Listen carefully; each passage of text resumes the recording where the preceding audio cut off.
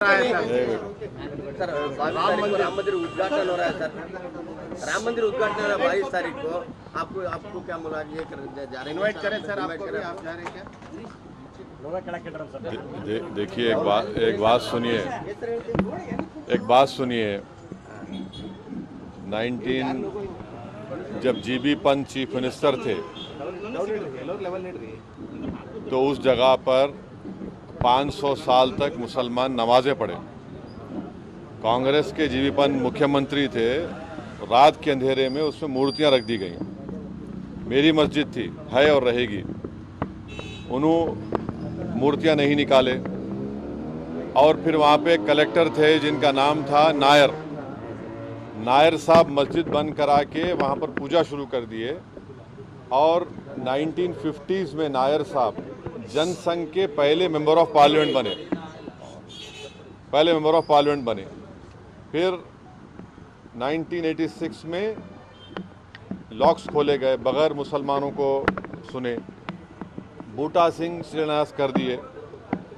6 दिसंबर 1992 को supreme court को ये वादा करके बीजेपी संघ परिवार बाबरी मस्जिद को डिमोलिश कर दिए, शहीद कर दिए। और बीजेपी के पास ये मुद्दा कब आया आपको मालूम? आप लोग मालूम बीजेपी कब उठाई? 1989 में पालनपुर में बीजेपी रेजोल्यूशन पास करी। विश्व हिंदू परिषद जब फॉर्म हुई, जब तो राम मंदिर नहीं था।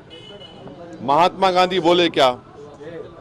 महात्मा गांधी इस बारे में बोले, उन्होंने तो बहुत बड़े, उन्होंने तो हे राम बोल के मारने वाला गोली मारा उनको गोडसे, उनके ज़बान से ही तो निकला था। वो बोले क्या? नहीं बोले। तो ये पूरा एक सिस्टमेटिक तरीके से भारत के मुसलमानों से ये बाबरी मस्जिद को छीन लिया गया। सुप्रीम कोर्ट का यकीनन फैसला है। सुप्रीम कोर्ट हमारे मुल्क की आखिरी एपेक्स कोर्ट है।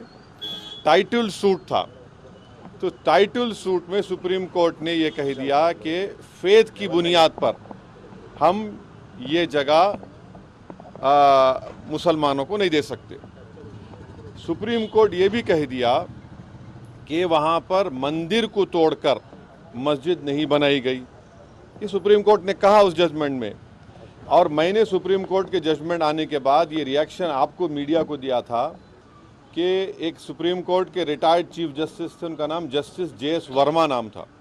उन्होंने सुप्रीम कोर्ट के बारे में कहा था कि supreme court is supreme but not infallible.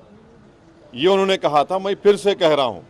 और मैंने उस वक्त ये कहा था कि ये जजमेंट आने के बाद ऐसे कई मुद्दे खुल जाएंगे, जिसको अंग्रेजी में बोलते हैं Pandora box will be open. और आज आप देख रहे हैं कि हर जगह पर संघ परिवार जाकर ये बोलता है कि नहीं, यहाँ पर मस्जिद नहीं थी। ये मेरा मानना है, ये मेरा बोलना है, हम ये बोल रहे हैं। अगर जीबी पंत मूर्तियाँ हटा देते तो क्या आज ये दिन देखना पड़ता हमारे को? अगर 1986 में ताले नहीं खोले जाते तो क्या आज ये दिन आता?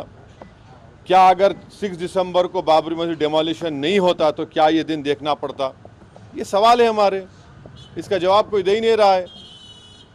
और फिर ऊपर से जो अपने आप को सेकुलर बोलते हैं, वो बोल रहे हैं कि दिल्ली का मुख्यमंत्री और जो अलायंस में है, हम हर ट्यूसडे को सूरजकंड पाठ और हनुमान चालीसा स्कूल में, गवर्नमेंट स्कूल में पढ़ाएंगे। गवर्नमेंट स्कूल का कोई रिलीजन होता है क्या?